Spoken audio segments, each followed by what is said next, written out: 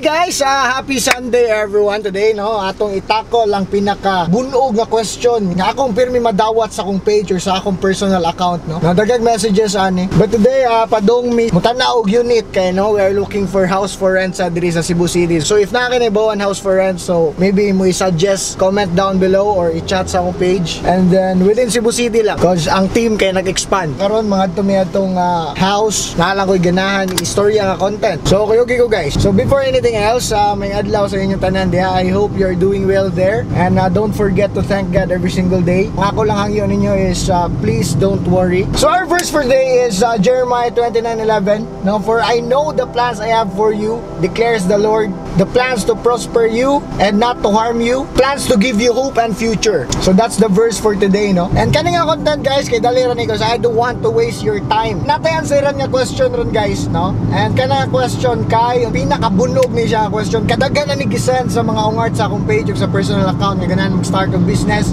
So unsa man na question?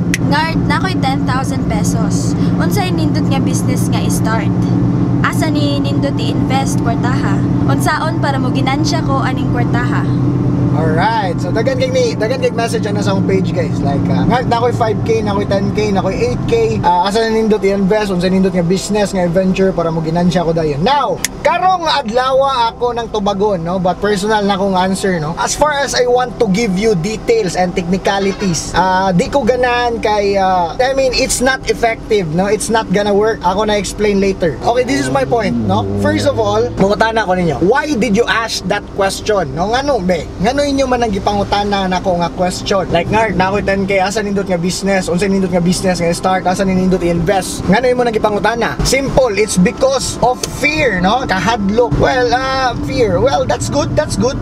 It's natural nga mahadlok ta, no? If you have that fear, it means you are alert. So that's good yapon, no? Anyways, balik ta sa context. Fear, no? Naatay kahadlok. Mo nang ni ask ta guidance, no? Mo nang ni send tag message, mo nang ni send ta og question. Kay ang reason na kay mahadlok ka nga it's either naara niya ma-fail imong first business nga itukod or masayo pog invest imong kwarta nga imong gi-declare sa question, no? Like atong 10K, mahadlok ka nga masayop to invest sa sayop nga butang, no? You know what I mean? So first factor ang atong kontra, fear. Now atong analyze unsaon man nato pag-overcome ana nga fear, unsaon nato pagpatay ana nga kahadlok nga nagdagandagan sa atong kasing-kasing sa atong una-una. Ako na dito bago na today, grabe siguro mga pila ni ka messages nga inani nga gisend sa akong page. Para mapatay na nimo nga fear, you need to study, self-study, no? I mean that amount of money, pila to? 10K.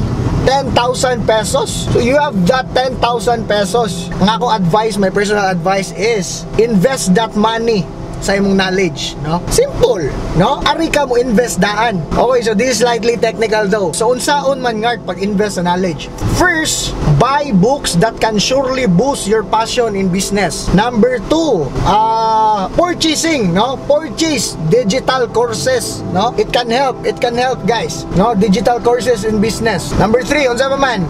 By finding your mentor, no? It's very important guys, kay natay mentor, kay naay posibilidad nga unsay sayop nga ilang giagian dili na nimo maagian, and many more. Dagan pagpamaagi kung asa na nimo i-invest kwartaha para imong diri manambok. So again, the answer is invest that money in your own knowledge first. Remember, your earnings today will reflect sa imong knowledge, no? Kung pilay earnings nimo karong adlaw, karong semana, karong buwana, kay mo reflect na sa imong mga nahibaw-an ra. If you're earning 1 million per month, then boom, you have that knowledge na, no? Or 100K per month, 500K per month, so you have that knowledge na. But if you are earning 2K to 5K per month, then that's good, but study, no? In order nga ma-enhance na, study ragit, knowledge ragit, no? There's always room for improvement. And here's the secret I also want to reveal ninyo mga ungar, no?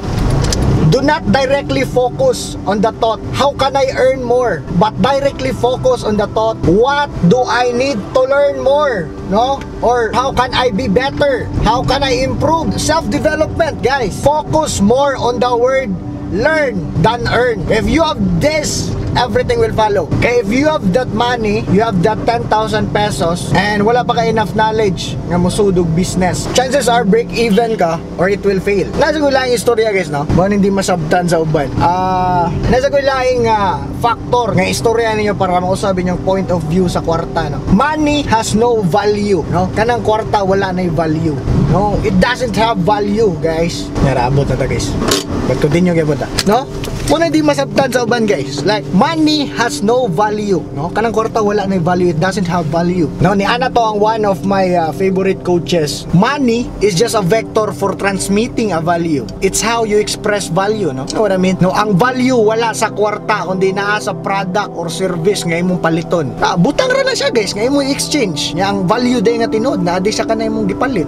Money di masabtan sa uban, no? So ayaw kahadlok sa pag-spend og money para lang manambok imong diri, because that's the most important thing. And then my advice is, before you invest in your brand or in your marketing, no?